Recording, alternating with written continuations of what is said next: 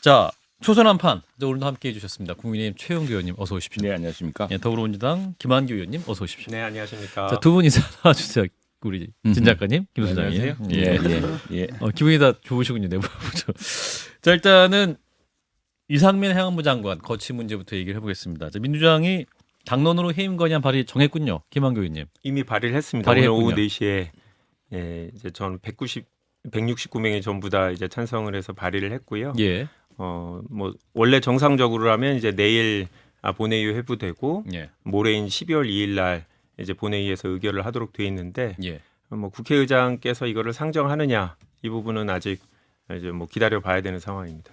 예, 최영두 의원님 국민의힘 입장. 네, 우선에 국정조사를 할 때는 일단 예산안부터 처리하고 하자. 그 조건이 국정조사의 조건이었습니다. 지금 경제와 민생 또 세계 경제 상황이 얼마나 어렵습니까? 여기에 대해서 여야가 예산 심사를 제대로 해서 12월 1일까지 법정 시한입니다. 헌법상 하게 돼 있습니다. 그걸 하고 난 뒤에 국정조사를 하자 그랬고 이 국정조사 대상에 이상민 장관도 포함이 되어 있습니다. 예, 그런데 답을 정해놓고 그냥 국정조사의 시작의 조건 것들 협상했던 모든 내용들 다 엎고서 예, 이상민 장관이 아무렇났기 때문에 뭘 한다는 것은 약속 위반이죠 기본적으로는. 그리고 국정조사를 해서 그 책임을 묻겠다고 하지 않았습니까? 예. 근데 지금 그냥 너 행안부 장관이니까 한 달 지났으니까 왜 안 물어나냐고 하는 거예요. 근데 제가 늘 강조했습니다만 정부 여당은 권한은 절반밖에 안 되지만 무한 책임을 질 수밖에 없습니다. 예. 그 정무적 책임을 다 질 것이고요. 또 그 대통령의 책상에 모든 그 책임이 다 올라와 있지 않습니까? 예. 그렇다면 국정조사를 통해서 하나씩 해결을 하고 또 예산은 예산대로 풀고 조사 다 하기로 했는데 그 약속 모든 위반이다. 약속을 하고 그냥 밀어붙이니 답답한 노릇이죠. 그리고 이렇게 되면은 이제 예산안은 뭐 좀 또 같이 협의하지 않고 또 뭐 민주당식으로 다 하겠다고 하니 이 170석 80석 가까운 절대 반지와 가까운 어떤 어석으로 다 밀어붙이니 정말 한파보다 더 무섭습니다. 네, 김한규 의원님 약속 위반 맞습니까? 아니 하나 아니, 궁금한 게 지금 예산 소위가 각 상임위별로 열려야 되는데 네. 국민의힘 의원들 안 들어오신다는 얘기가 엄청 많던데요. 그게 이제 예산 소위도 같이 원래 협의하기도 국회법에 따르면은 뭐 국회 선진화법도 그렇고 이제 모든 것이 예산을 다 순조롭게 해주기 위해서 이렇게 돼 있는 겁니다. 그런데 이 예산을 갖다가 지금 뭐 갑자기 온통 이재명표 예산에 민주당 표 예산으로 하겠다고 뭐 전부 정액을 지키고 이렇게 하니까 증액이야 뭐 정부가 반대하면 그만인데요. 아니 예산 소위 저는 예산 소위 제도 이제 저 산중이 예산 소위인데 했고요. 다 하고 있습니다. 하고 있고 그것 핑계라는 건 아니고 지금 민주당의 지금 전략은 안 될 경우에는 몽땅 다 깎고 정액하자 이렇게 해서 민주당이 단독으로 이 예산안도 통과시킬 수 있기 때문에 예산을 하겠다고 하는 모양인데 세상에 이런 야당은 없었습니다. 자, 김한규 의원님. 네, 뭐 세상에 이런 여당도 없었는데요. 모 의원님이 제가 볼 때 둘 다 있었는데 존재했었죠 과거에도. 네. 늘 그랬고 앞으로도 그럴 것 같은데. 하여튼 일단 지난번 출연했을 때 하여튼 제 발언 시간이 너무 적다고 지지자들이 구박을 하셔갖고 좀 얘기를 하면 예. 일단 국정조사를 저희가 하는 목적이 이상민 장관 사퇴시키려고 하는 게 아니거든요. 제가 국정조사 계획서를 여기 직접 갖고 왔는데 이상민이란 이름 자체가 없어요. 물론 이제 행안부도 우리가 당시에 사실조사를 해야 될 여러 가지 대상 중에 하나지만 17개 대상 중에 하나일 뿐이고요. 국정조사는 이태원 참사와 관련돼서 당시에 어떤 의 기능이 제대로 작용하지 않았느냐 재발 방지 대책을 마련하는 거지 이상민 장관 책임을 묻기만을 위한 절차라면 말이 되는데 그게 아니기 때문에 논리적으로 그런 게 아니고 국정조사 합의문도 얘기하셨고 11월 23일 날 합의문에 나왔는데 그런 얘기 자체가 없어요. 뭐 행안부 자체가 주요 대상도 아니었고요. 아니 왜냐하면 첫 번째 조사 범위로 명시한 것이 바로 참사의 원인과 책임 소재 규명이고요. 네, 그런데 행정안전부 경찰청 네, 김한규 의원님 먼저 네. 발언하시고 그러니까 발언하겠습니다. 아니라고 하시니까. 예. 네. 뭐 이상민 장관이 사퇴하면 국정조사의 필요성이 없어지는 게 아니잖아요. 지금 우리는 장관 한 명이 중요한 게 아니라 국가 기능이 제대로 작동을 했느냐. 또 중요한 건 매번 이런 사태가 반복되는데 국회도 책임지고 재발 방지 대책에 대한 의견을 내야 되느냐. 이런 부분에 대한 얘기고요. 우리가 30일 정도 기다린 거는 그동안에 뭐 사고 수습도 해야 된다라고 하셨고 사실관계 파악할 시간을 기다렸는데 계속 수사만 기다리는 거예요. 수사는 법적 책임인 거지 형사적 책임인 거지 이런 사실관계 확인하고 정치적 책임을 묻는 건 아닌데요. 그동안 보면 세월호 참사 때는 바로 다음 날 해수부 장관이 사의 표명했고 11일 후에 총리 사의 표명. 대구 지하철 참사 때는 7일 후에 지하철 공사 사장 경질, 삼풍 백화점 사고 때는 33일 후에 서울 부시장 교체, 성수대교 때는 사고 당일날 서울시장 경질되고 총리도 사의 표명했거든요. 이제까지 사회적 참사를 다 찾아보니까 이렇게 오래까지 정부 관계자가 아무런 정치적인 책임을 안 진 적이 없었어요. 그러니까 이 부분에 대해서 국정조사는 국회의 역할이니까 우리가 사실관계를 확인하고 일단은 행안부 장관에 대해서 정치적인 책임을 저희는 묻는 거죠. 예, 이러한 이제 사퇴 경질 얘기가 대통령실에서 나오니까 대통령실 관계자들이 대통령이 민주당과 같은 소리를 하고 있다라는 말을 했다고 하죠. 그래서 대통령이 좀 불쾌했다는 얘기를 하는데 아니, 그러니까 어떻게 보십니까? 대통령이 이제 무한 책임을 지고 있는 거 아니겠습니까? 그리고 정무적 책임이라는 이야기도 했고. 예. 자, 보실까요? 지금 역대 정부에 다 사퇴하고 또 물러나고 구속도 시키고 세월호 조사는 뭐 조사를 몇 번이나 거듭했습니까? 예. 뭐 때문에 갔는지 모르겠지만 해외까지 다녀왔습니다. 딱 70자 조사 보고서 가져왔는데 그랬는데 어땠습니까? 지난 5년 동안 해난 사고 2배 늘었습니다. 화재 참사 계속 이어지고 있습니다. 그리고 뭐 이뿐 아니라 복지 사각지대의 그 비극도 이어지고 있고 왜 이렇습니까? 그러니까 지금 이번에 우리는 사실은 이제는 제대로 된 이 비극과 저 슬픔을 이제 정말 단절할 수 있는 걸 해보자. 우리는 종종 이런 식입니다. 인책. 그다음에 물러나라 정치 공세, 대통령 책임, 총리 책임. 실제로는 이번에도 뭐 이제 오늘 보니까 뭐 뉴욕 타임즈 같은 건 굉장히 길게 많이 썼습니다만 보면 왜 시스템이 작동하지 않느냐. 예. 여기에 국민들은 또 시스템이 작동하지 않은 이 고위정부 책임, 국가 책임을 예. 묻고 있다고 하지 않습니까? 그런데 자, 경찰서장이 뒷짐지고 걸어가는 게 말이 되는 이야기입니까? 그리고 경찰서장이 뒷짐지고 걸어가면은 서장 없으면 바로 서장 대행하는 누군가가 현장 상황으로 동보 무전 시스템으로 올라가고 이제 그게 나오고 있지 않습니까? 네, 의원님 그러니까 네. 지금 이제 그런 시스템 것들을- 얘기를 하지 말자는 게 아니신 것 같고 아니, 그러니까 이제 그런데 장관 지금 해임에 대한 얘기에 진짜 대해서 그거는 하지 말아야 한다는 아니 생각이 그거는 있습니까? 우리 대통령이 책임지고 우리 정부가 할 일이니까 거기에 대해서 이 정무적 책임을 지고 사퇴 예상의 책임을 지겠다고 하지 않습니까? 그런데 야당의 관심은 오로지 딱 하나 찍어가지고 이상민 장관만 물러나라 그리고 모든 걸 그걸 집중하고 있으니까 예. 아니 지금 그러니까 그게 하고 그걸로 언제냐는 가지고 질문에 대해서 이제 그게 정부가 또 답을 해야 한다는 시점이- 거니까요.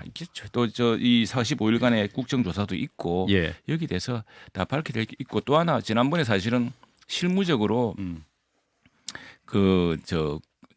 행안위에서 국회 행정안전위원회에서 예. 비서실장이 이야기했지만 지금 우리 그 국회 구도상 이 장관을 새로 또 보임한다는 게 어마어마하게 힘든 일입니다. 지금 모든 국가적인 문제가 지금 이 이태원 참사에 예. 있지만 그러나 행안부가 또 해야 될 기본적인 국가적 업무가 크거든요. 예. 그 장관의 임무는 임무대로 해 나가야 되는 것이고 그거는 기본적으로 장관의 기본 업무가 이태원 참사랑 꼭 관계 있는 건 아니지 않습니까? 그 공백을 다 두고 해야 되느냐. 그리고 행안부 장관에 대해서는 지금 행안부가 우선의 국정조사에 제1호가 돼 있는 만큼 예. 그 문제에 대해서는 철저하게 물을 거고요. 아 관계가 없습니까? 자 김한규 예. 의원님 반론 이게- 진 작가님. 그러니까 국정조사랑 연동을 하게 되면은 국정조사에서 안 나온다라고 하면은 결국은 계속 유임할 수도 있다라는 거고 그다음에 국정조사에서 도대체 뭐가 나와야지 또 뭐가 나와야지 사임을 시킬 건가 해임을 할 건가 이것도 불분명하고 하고 조금 전에 말씀하신 것처럼 장관 뽑기 힘든 거 아닙니까? 그래서 그냥 가겠다라는 거거든요. 그럼 국민들이 굉장히 난감해하는 거예요. 아니 158명이 죽었고 행정안전부 장관인데 지금 제대로 사과한 사람도 없잖아요. 내 책임이다라고 나서는 사람도 없거든요. 근데 딱 보면 행안부 장관하고 경찰청장 그대로 있거든요. 그다음에 무한 책임을 말씀하시는데 저 유한 책임지세요. 유한 책임. 무한 책임 필요 없거든요. 요것도 책임을 안 지는데 무슨 무한 책임을 말씀하십니까? 이해가 안 가거든요. 지금 네. 해임하면 되잖아요. 그 부담을 고스란히 지금 대통령하고 우리 정부가 지금 지고 있지 않습니까? 그런 부담을 부담을 예. 덜어놓으시라는 얘기예요. 예, 그래서 김한규 의원님 뭐 그렇게 생각이 대통령실에서 뭐 해임 건의안을 안 받겠다는 의사를 표명을 했더라도 그렇다고 국회가 자기 할 일을 안 할 수는 없는 거죠. 저희는 그렇습니다. 해임 건의를 통해서 의결을 통해서 저희 의사 표시를 하는 거고요. 받아들일지 안 받아들일지는 대통령이 정무적인 판단을 하시는 건데 그 민주당 같은 소리라고 해서 이게 칭찬인가 욕인가 생각해보니까 약간 욕인 것 같죠. 이제 그런 것 같은데 일반적으로 여기죠. 욕인가요? 부담스럽다는. 저는 기본적으로 왜 대통령실이 됐습니까? 국힘스럽다는 대통령실이 욕이에요. 왜 잠깐만요. 예. 직접 야당을 계속 상대하려고 하는지를 모르겠어요. 이준석 전 대표가 오랜만에 이제 나와서 발언을 하신 게 요즘 여당 의원들이 무슨 생각을 했는지 언론에 보이지 않는다라고 얘기하는데 그 이유 자체가 그런 것 같아요. 지금 저희 입장에서는 좋은데 대통령실이 저희를 자꾸 카운터파티로 보고 싸워주는 거예요. 예. 저는 그러다 보니까 국민들이 지금 여당 대표가 누군지 비대위 체제인지 자체를 지금 모르는 상황인데 예. 저는 이 정부의 어떤 역할을 감시하고 또 정부가 낸 예산에 대해서 국회가 생각하고 있는 것들을 보여주고 이건 불필요한 예산이다라고 제시하는 게 우리의 역할인데 예. 여당 의원들이 대통령실의 입장을 고려해서 아니 정부의 예산을 깎는 거는 이거는 대통령 선거에 대한 불복이다라고 얘기를 보는 거 듣고 충격이었어요. 아니면 국회로서의 권한을 스스로 부인하는 건데 저는 이 예산심의에서도 지금 뭐 좀 더 말씀드리겠지만 지금 뭐 정부가 낸 예산안을 깎았다라는 이유로 지금 예산 소위에 지금 들어오지 않고 있는지 벌써 며칠이거든요. 일단 예산 얘기로 김한규 자연스럽게. 제가 예결입니다. 예. 예. 저도 얘기를 2년 해봤습니다. 네. 예. 저희도 예산 소위도 하고 있고 한데 예. 그러니까 이게 충격적입니다. 솔직히 말하면은 아니 이렇게 뭐 예산을 기본적으로 지금 우리 구조는 정부가 예산을 편성하고 국회는 심의합니다. 국회는 예. 그리고 감액을 하고 감액한 만큼 정액하는 구조가 되어 있는 것이죠. 여기에 대해서는 지금 정부도 이 우선의 재정 건전성을 위해서 깎을 건 깎고 또 지금 더 시급한 소상공인의 지금 차환 문제라든가 고금리 물가에 실험하는 여러 문제, 다음에 청년들을 위한 주택 공급이라든가 또 청년들을 위한 이런 정책이라든가 이런 예산들을 반영하고 있습니다. 그런데 그런 것보다도 지금 딱 하나 이런 거죠. 근데 이재명 지사 시절에 했던 지역사랑 상품권 1조 올리겠다는 겁니다.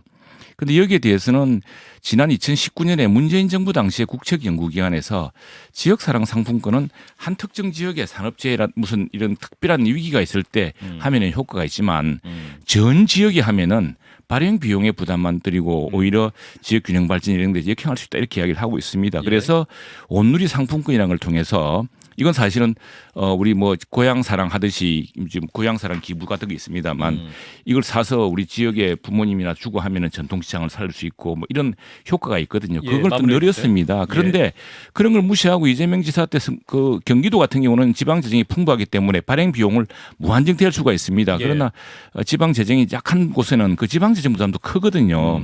이제 그걸 그냥 잘 논의되고 있던 게 이재명 지사 대표 한마디로 그냥 그 생각으로 1조 늘리겠다 해서 5천억 정액시켜 버렸죠. 또 뭐 여러 가지 태양광 문제라든가 우리가 좀 더 효율적인 투자가 요청되는 부분 그런 것도 무조건 다 올려서 하니. 들어본 지난번에 우상호 의원 나와서 말씀하실 때 대통령이 와서 예산 관련된 시정연설 하시고 나서 열흘 동안 국민의힘에서 민주당한테 어떻게 하자는 논의조차 없었다고 말씀하시는 게 굉장히 충격적이었는데 왜 초반부터 이런 설득을 좀 하고 말씀을 나누셨으면 참 좋았을 텐데요. 아니 가보시면 예산 소위 한번 들어가 보시면요.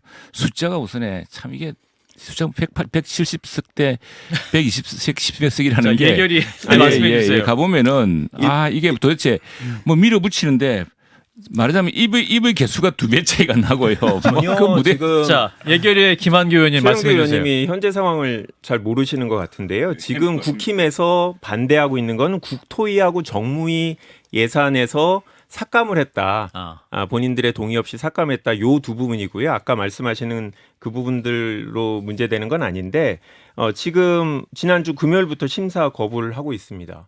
여당 입장에서 무한 책임을 져야 하면 야당을 설득해서 어떻게든 정부가 일할 수 있게 예산을 확보해야 되는데 아예 심의를 안 하고 있는데요. 다행히 이제 오늘 국회의장 주재로 여야 원내대표가 모여서 12월 2일 오전까지 예산안 관련 의견을 좀 좁혀봐라. 예결위 차원에서 되지 않으니까 원내대표가 직접 나서서 예결위 각 간사들과 협의해서 의견을 좁혀서 어떻게든 12월 2일까지 날짜를 맞춰보자라고 하고 있는 상황이거든요. 저는 이 한 이틀 남았죠. 국토위가 뭐죠? 무슨 예산 사안이었죠? 네, 그건 좀 이따 말씀드리고요. 그러니까 지금 아직 시간적인 여유가 있으니까 정말 여당이 야당 설득하셔야죠. 원래 양보는 여당이 하는 거 아닙니까? 지금 이런 노력 없이. 근데 지난번에 좀 대충 대략 안을 봤는데 민주당이 좀 심한 것 같더라고요. 자기들 그러니까 이제, 예산은 예. 다 되살려놓고 근데 국민의힘 주장은 네. 그러니까 민주당이 무턱대고 예산을 네. 깎으려고 하고 있다. 감정적인 예산 심사다 비판을 하고 있고 아까 네. 최영도 의원도 말씀하셨지만 특히 공공분양 예산을 깎아가지고 지역 화폐 등 이재명표 예산을 살리려는 건 받아들일 수가 없다. 이런 주장입니다. 어떻게 공공 분양 예산을 깎아서 공공 임대주택 예산에다가 넣었습니다. 그러니까 이 공공 주택을 임대 형식으로 하는 게 좋냐, 분양 형식으로 하는 거에 대해서 서로 이견이 있는 건데요. 예. 전액 삭감한 게 아니고 공공 임대 분야도 했으면 좋겠다라는 게 저희 의견입니다.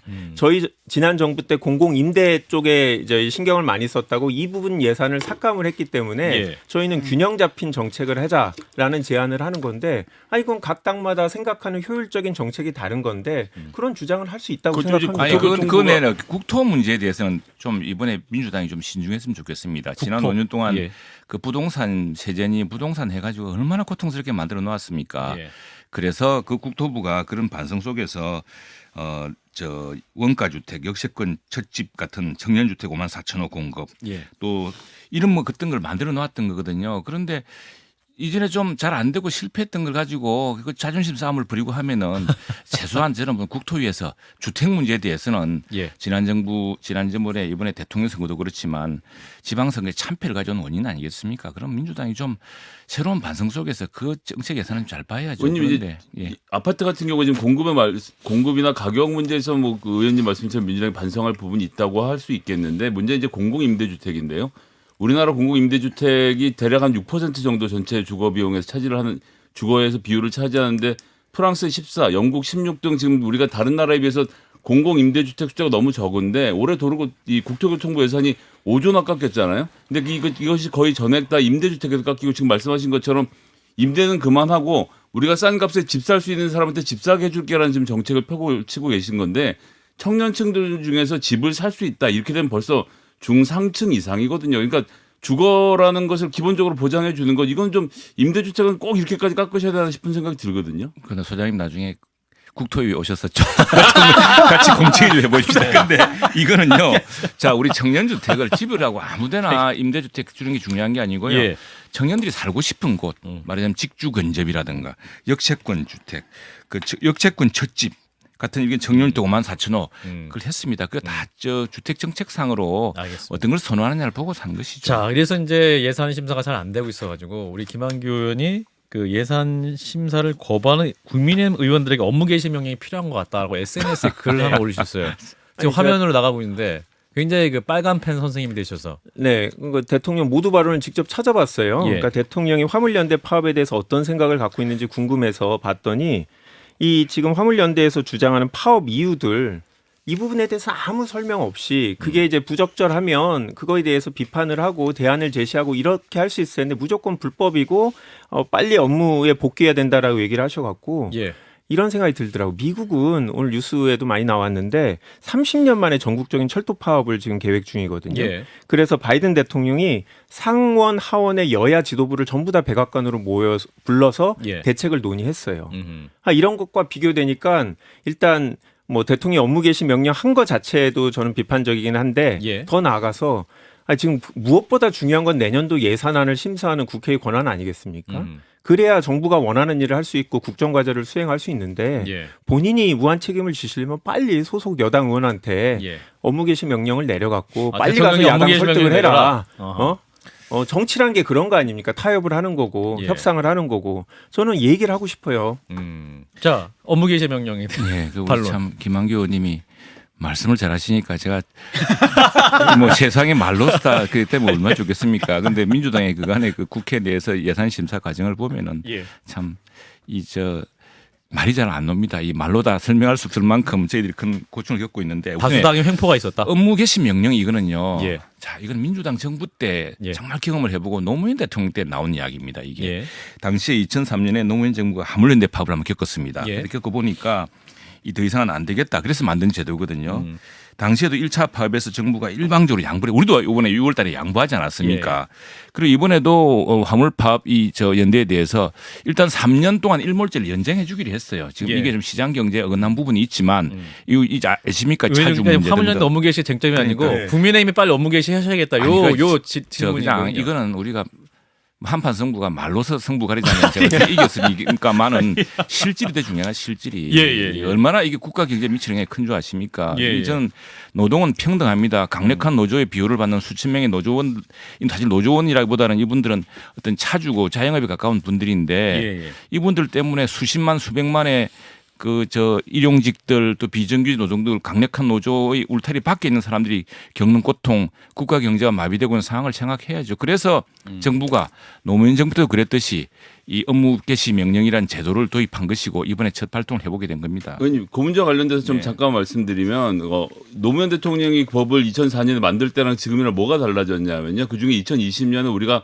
ILO에 대해서 추가 비준을 했는데 29호를 비준을 해서 이게 이제 강제노동 금지 조항인데 1930년에 만들어진 걸 지금 이제 와서 비준을 했거든요. 근데 내용 핵심이 뭐냐면 국가가 위기 상황이라고 하더라도 노동자에게 노동을 강제로 시킬 수 없다라는 이야기인 거예요. 그러니까 즉 2004년에 만들어진 법 자체가 국가 위기 상황에서 강제로 증발할 수 있다는 것 자체가 그때는 모르겠지만 우리가 ILO의 이 국제 비준을 협약한 마당에는 이제 와서는 더 이상 작동할 수가 없기 이게 과연 때문에 이건 고칠 그거는 필요가 이제 있다는 거죠. ILO 대상인지 봐야 되는데 예. 아시겠지만 화물연대는 여기는 지금 전부 그 차주들 아니겠습니까? 자기 차를 가지고 사업을 하시는 분들입니다. 예. 그 화주가 있고 차주가 있고 화물의 주인, 화물의 차량의 주인. 주인이 예. 있죠.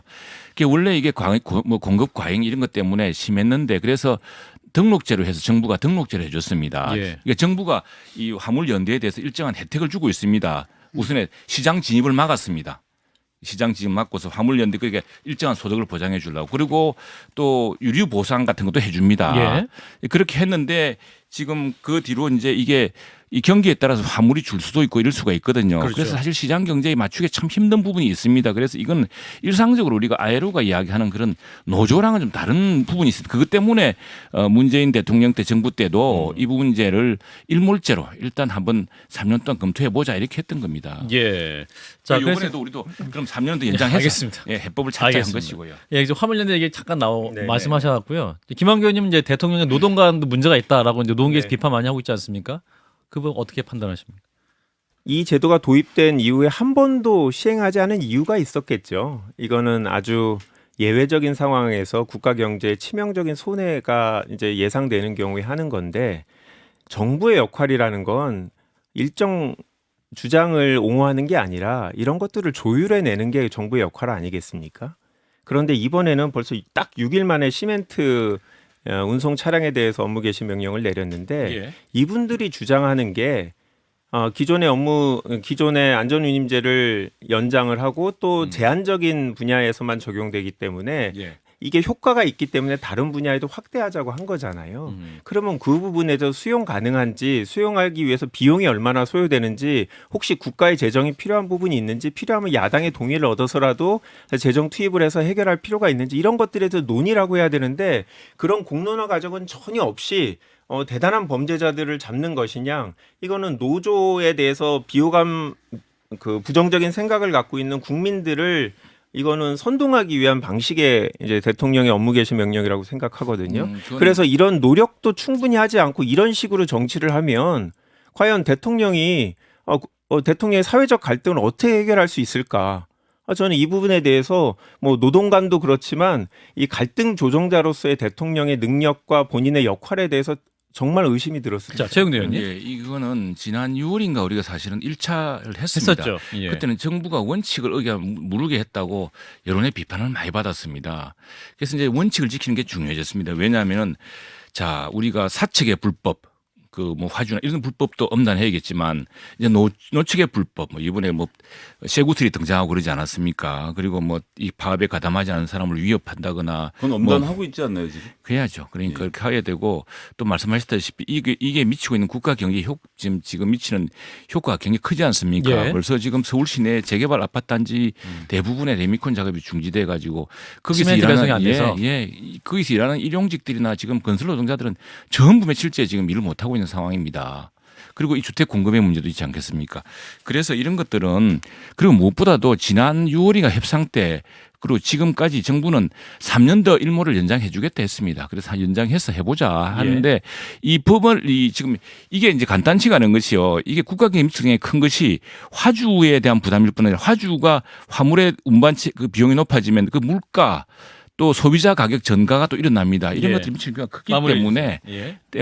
생각해 그리고 그래서 이제 대상을 마구 넓힐 수는 없고 또 일단은 현재 하고 있는 연장은 3년 시멘트와 컨테이너. 하자 그랬는데 무조건 영구적으로 하자.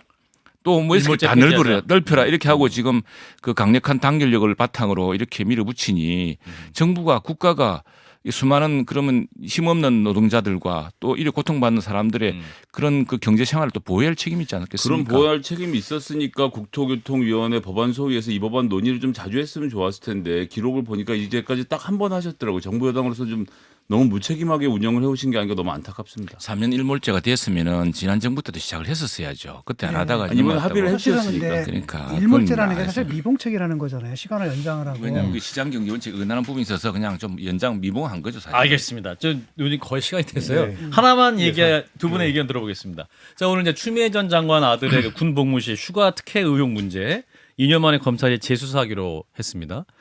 그리고 이제 서훈 전 국정원장 구속영장 청구 역시 또 임종석 전 실장은 전 정권의 보복 정치의 연장이다라고 이렇게 비판을 하고 있습니다.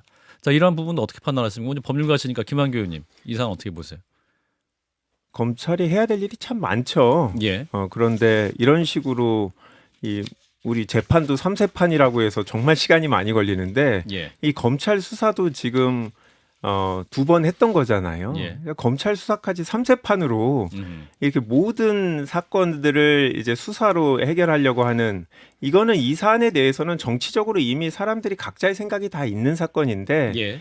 이거를 지난 정부에 했었던 일들을 다 뒤집는다는 것 자체가 좀 이해가 안 되고요. 검찰이 정말 수사력을 필요한 데 쓰지 않고 자의적으로 재량적으로 쓰고 있지 않나라는 생각이 듭니다. 예. 지금 보면 지금 여당이라든지 아니면 여당과 관련된 부분에 대한 뭐 재수사 이런 부분들은 전혀 나온 게 없잖아요. 지난 정부 했던 것들을 다시 뒤집는다든지. 근데 왜 지금 모든 수사가 이렇게 되는지 그래서 수사 자체만 보면 그 자체는 정당할 수 있겠죠. 그런데 검찰이 무서운 것들은 100가지 사회적인 잘못이 있는데 본인이 원하는 2-3가지 사건에 대해서만 수사를 할 수 있다라는 거거든요. 예, 그 맞습니다. 힘에 대해서 저희가 우려하고 있는 겁니다. 네, 최영도 의원님. 네, 그래서 뭐 검찰 수사를 거의 못하게 해놨지 않습니까? 경찰이 다 하고 검찰은 재기 수사도 못하게 해놨는데요. 뭐 그런데 그 추미애 전 장관 아들의 건은 당시에도 의혹이 많았고 예. 당시에 그걸로 해서 민주당 입은 또 타격이 엄청 크지 않았습니까? 그 문제는 오히려 뭐 한번 검찰 수사로 제대로 한번 해볼 수 있고 또 추미애 장관 부분이 또 소명할 게 있다면은 그 소명하면 될 문제고요. 이 저는 서훈 장관 이런 문제는 그렇다 생각합니다. 이건 대통령실이 국가 안보에 관한 것에 대해서 어떻게 판단해야 되는가를 이번에 한번 쭉 그걸 재검토해서 정립하는 계기로 삼아야 된다고 생각합니다. 당시에 정황상 뭐 모든 것이 보면은 우리 국민의 생명이 위태롭고 뭐 이런 상황에서 남북 관계를 더 중시해서 또 북한에 혹시나 이거 심기를 건드리지 않을까 이랬던 결과로 정말 우리 정부의 국가의 의무가 뭡니까? 국가의 존재 이유란 것이 국민의 생명을 보호하는 거 아니겠습니까? 한 사람 한 사람의 생명을 보호하는 것인데 소홀한 것 아닌가 구속영장 싶고요. 청구 정당하다. 네, 그렇습니다. 그 법원에서 또 다 가려지니까. 알겠습니다. 김한규 의원님 한 30초 발언하고 마치겠습니다. 예, 저는 예산 심사에 대해서 지금 국힘이 거부하고 있는 이유가 2가지 때문이라고 생각하는데요. 거부하지 국정조사 않습니다. 기간이 1월 7일로 딱 끝이 정해져 있는데 이게 예산 심의가 되고 나서부터 실제 조사가 시작되거든요. 예. 결국 실제 국정조사 기간을 줄이려는 그런 의도라고 보이고 그다음에 준예산 얘기를 자꾸 하는데 예산 심의를 끌고 가서 결국은 이 사회적 혼동이 생기면 야당의 발목 잡기로 지금 정부가 역할을 못한다 이런 프레임을 만들려는 것 같아서 하루빨리 업무 개시를 해 주십사 부탁드립니다. 우리 국민의힘과 이 보수당의 문제는 항상 이렇게 그런 잔꾀가 없다는 게 문제입니다. 그래서 그렇지 않습니다. 좀 너무 과대평가하신 것 단순해요. 같아요. 국힘을 너무 과대평가하신 것 같아요. 죄송합니다. 예, 조선 한판 함께해 주신 분은요 최형두 국민의힘 의원님 그리고 김한규 더불어민주당 의원님 두 분 고맙습니다. 네, 감사합니다. 감사합니다. 좋아요? 구독. 알림 설정.